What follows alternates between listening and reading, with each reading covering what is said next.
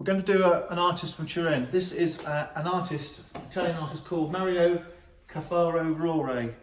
C-A-F-F-A-R-O gap R-O-R-E. Mario Caffaro Rore, Italian.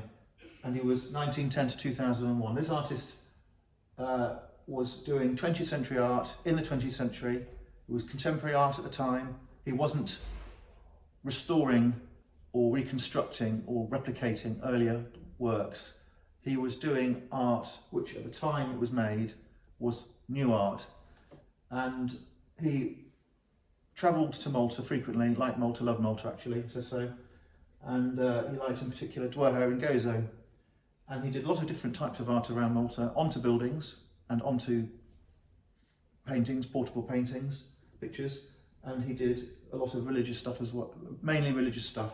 He had had a formal artistic education, and he I think you can, when you look at the stuff, you can see that there is a pedigree there, and I think you could say he was. I think it shows he was formally trained by proper teachers, basically speaking. In the Times of Malta, there's a lovely article about Mario Caffaro Rore. It goes into a lot of detail.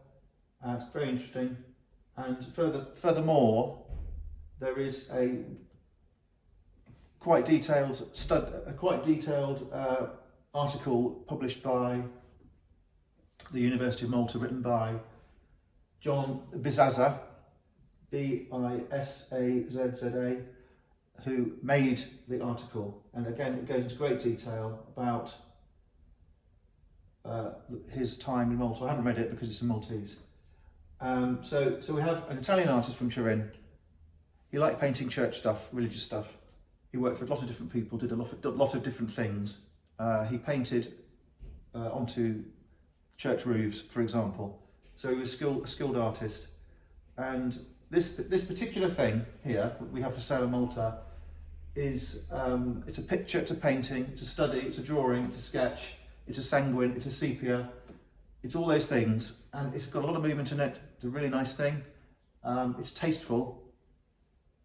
And the subject is St. Christopher. It doesn't show St. Christopher as we all know him, with a halo and a cloak around his neck. It shows a sort of, not a naked, but a sort of semi-naked St. Christopher who is young, and it shows the child on his back. He's got a stave, a stick, which he's going to use to help cross the river. I don't know.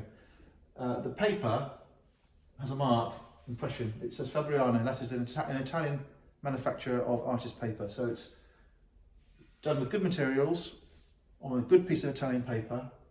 It is signed and it is numbered. It says Mario Caffaro Rore, Disegno-981. That isn't 1981. That is a number of the design.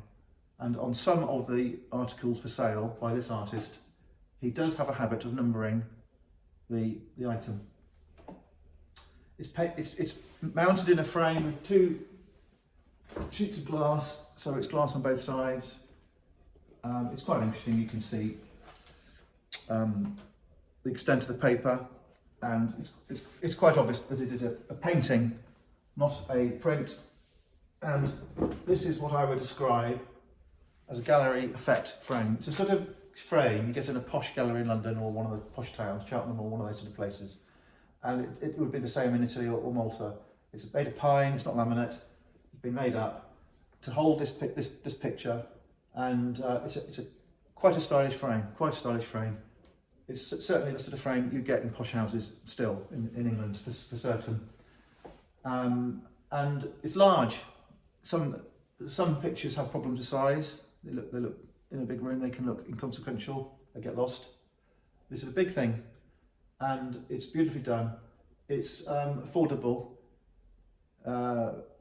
The artist is in the range of artists in Malta that people want. He's not in the top flight. He is very much a sort of specialist artist who's not very well known. But the time will come when the name will become more important in Malta, and the collectors will be more pleased to have these things than they are perhaps at the moment.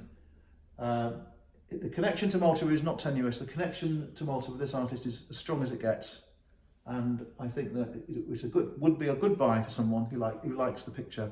Okay, thank you.